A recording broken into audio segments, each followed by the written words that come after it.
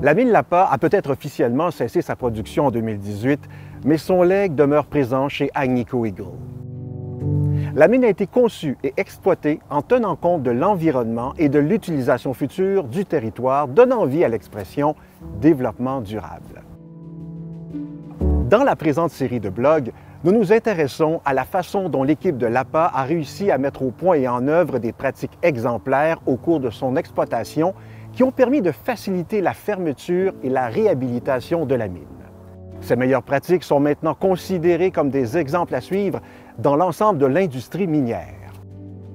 L'exploitation de la mine Lapa, située dans la région d'Abitibi-Témiscamingue au Québec, s'est échelonnée sur près de 10 ans et l'équipe chargée de la mise en valeur du projet était déterminée à intégrer les meilleures pratiques de fermeture et de réhabilitation du site dans l'étude de faisabilité et le processus d'ingénierie de la mine. Au début, suite à l'exploration de surface, il y a eu un premier calcul de réserve qui a été fait. Et c'est là qu'on est entré en jeu. Il a fallu qu'on planifie un programme d'exploration souterraine qu'on appelle. Donc là, c'était du forage souterrain, cueillette de minerais pour confirmer la teneur, la continuité du minerai, tout ça dans le but de l'approbation de la mine. L'équipe de gestion de la mine Lapa a pris un certain nombre de décisions pour réduire l'impact de la mine au minimum, et ce, pendant la construction, pendant l'exploitation et après la fermeture. Elle s'est concentrée sur l'utilisation efficace des ressources naturelles, la prévention ou la limitation des émissions et la réduction des rejets. L'équipe a également cherché à créer des synergies avec d'autres sites miniers, à recycler les matériaux et à réutiliser les équipements miniers dans la mesure du possible. La décision de bâtir l'usine, le concentrateur, c'est-à-dire de Lapa, sur le site de la Ronde, a eu un impact significatif lors de la fermeture. On n'a pas eu de démantèlement à faire du concentrateur, ni de fermeture du parc à résidus.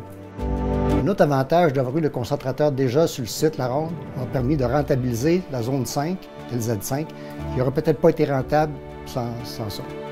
Cette synergie avec La Ronde s'est étendue à la réutilisation par Lapa d'un chevalement, d'un treuil et d'un réservoir à minerais qui avait été utilisé à l'origine au puits numéro 1 de La Ronde. Afin d'assurer l'utilisation efficace des ressources naturelles, l'équipe a également mis de côté le mort-terrain aux fins d'activités de restauration continue et a réutilisé les stériles aux fins de remblayage souterrain et de construction. Dès la phase de faisabilité du projet, Agnico Eagle a utilisé une approche de travail fondée sur le cycle de vie de la mine, où la fermeture est devenue une partie intégrante du projet sur le plan environnemental, opérationnel et financier. L'entreprise s'emploie également à consulter les communautés voisines pour s'assurer que lors de la fermeture d'une mine, la propriété est remise dans un état conforme à la vision à long terme du site. Cette approche permet non seulement de réduire l'empreinte environnementale d'une mine, mais elle contribue également à assurer la réussite de sa fermeture et de sa réhabilitation. Dans le 4e bloc de notre série, nous explorerons plus en détail la façon dont les résidus de Goldex sont utilisés à bon escient pour restaurer le site Manitou.